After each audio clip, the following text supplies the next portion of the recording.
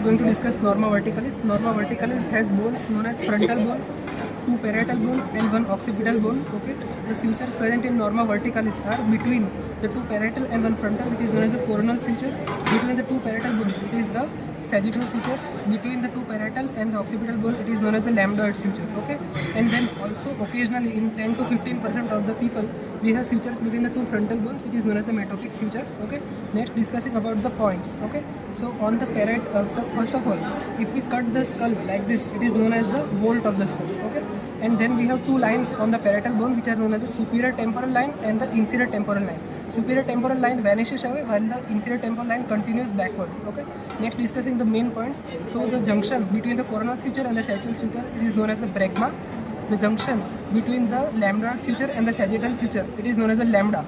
And on the parietal bone, we have lateral bulge, which is known as the parietal tuber or parietal eminence. Okay, and which is present on both sides. It is the most common site of fracture. Next, between the two parietal bones, medially we have two foramen, which are known as parietal foramen, through which emissary veins pass through and connect the external scan to the internal dura venous plexus. Okay, and between the two parietal foramen, we have a point which is known as the obelion. Okay, next coming to the clinicals.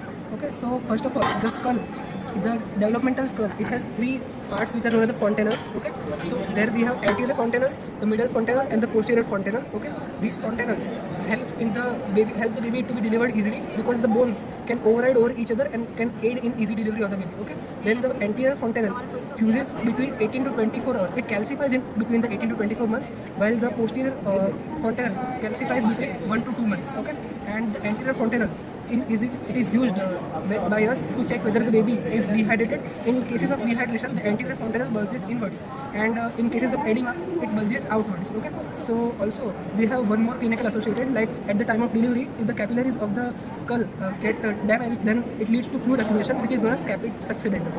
Okay, that's it.